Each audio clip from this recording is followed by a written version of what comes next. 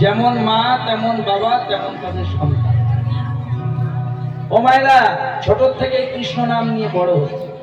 খুব মন দিয়ে শুনবে, এটা চৈতন্য মহাপ্রভুর সবচেয়ে প্রিয় লীলা।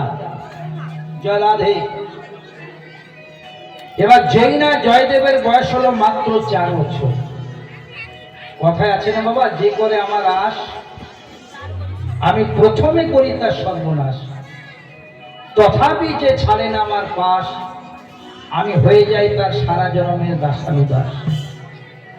মা যারা সৎ পথে থাকে, যারা দেশ দশের উপকার করতে চায়, যারা ভগবানের নাম নিয়ে থাকে, তাদের কষ্ট একটু বেশি নয়। কেন না, শ্রী শ্রী ঠাকুর রামকৃষ্ণ পরমহংসদেব বলে দিয়েছেন, যারা স্কুলে যায় তাদেরই তো পরীক্ষা হয়, যারা স্কুলে যায় না তাদের আবার কি পরীক্ষা? ভগবানকে নিয়ে যারা থাকেন, ভগবান তাদেরকে পরীক্ষা করে যে ভক্ত আমার স্মরণে আছে কিনা। খুব মন দিয়ে শুনবেন মা, সব সময় এটা চিন্তা করে যে সে আমাকে স্মরণ করছে কিনা। তাই ভক্তকে পরীক্ষা করলেন ভগবান। কি করলেন দেখুন, এই জয়দেবের বয়স যখন মাত্র 4 বছর, 3 জনের সংসার, বাবা মা জয়দেব।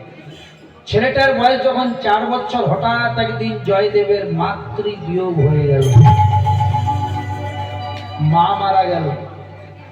ভগবান এমন যেন কারো না করেন। যে সন্তানের মা নেই, মনে রাখবেন তার কেউ নেই। আপনাদের এত বয়স হয়ে গেছে মা, কিন্তু এবার মাকে মনে করুন। মায়ের স্নেহের সাথে, মায়ের ভালোবাসার সাথে, মায়ের আদরের সাথে পৃথিবীর আর কোনো কিছুর তুলনা মেলে না মা। জয়দেবের বয়স 4 বছর। জয়দেবের মায়ের যক্ষা রোগ ছিল, টিবি, টিউবারকুলোসিস। আগেকার দিনে ওটাকে রাজরোগ বলা হতো, ওষুধ ছিল না, ডট আবিষ্কার হয়নি। জয়দেবের মাতৃবিয়োগ হয়ে গেল। এবার মায়ের মৃতদেহটাকে শ্মশান ঘাটে নিয়ে যাচ্ছে। জয়দেব পিছনে পিছনে দৌড়াতে দৌড়াতে যাচ্ছে। মা গো,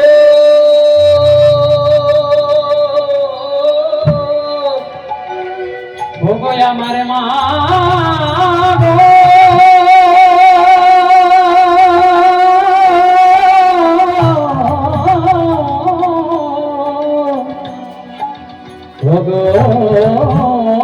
আমার গর্ভধারিণী মা গো। এই পৃথিবীতে সবারই তো মায় আছে, সবারই তো মায় আছে। তবে বলো কেন তুমি আমায় ছেড়ে চলে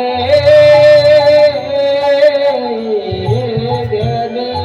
কেন তুমি আমায় ছেড়ে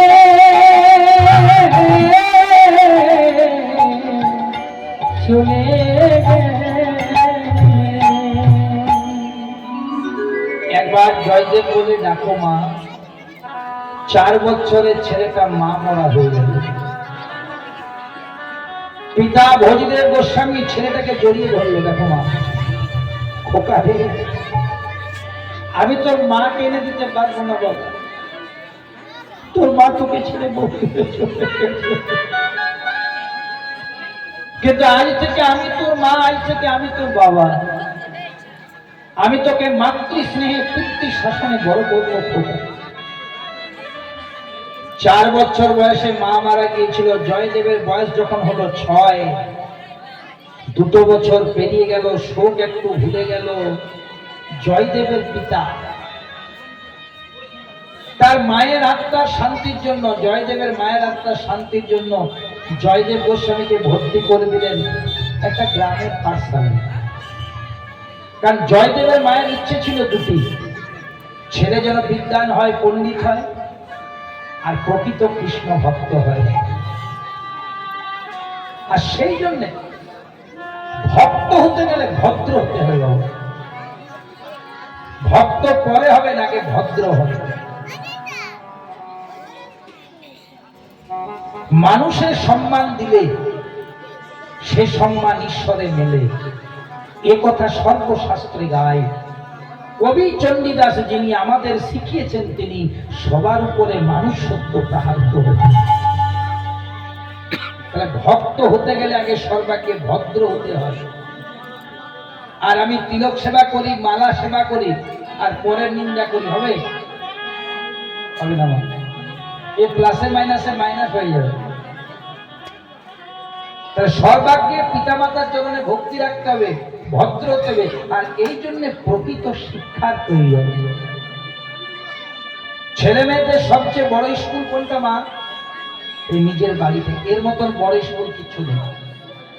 আর সবচেয়ে বড় শিক্ষক শিক্ষিকা বাবা মা, দাদু ঠাকুমা। তাদের আচরণ যেমন হবে ছেলে মেয়েদের মধ্যে সেইটাই প্রভাব পড়বে। তারা যদি বাড়িতে কৃষ্ণ সেবা দেয়, কৃষ্ণ পুজো দেয়, ছোট থেকে ছেলে মেয়েরা ভাববে এইগুলো করতে হয়। আর বাবা মা যদি রাত্রি 12:30 পর্যন্ত হোয়াটসঅ্যাপ ফেসবুক করে, ছেলে মেয়েগুলো ভাববে এইটাই করতে হয়। যেমন শিক্ষা বাবা মায়েরা দেবে, ছেলে মেয়েরা সেরকম শিক্ষা পাবে। জয়দেবের মাতৃবিয়োগ হয়ে গেল। মা, সবারই তো মা আছে, কিন্তু আমার কেন নেই? আমার কেন নেই?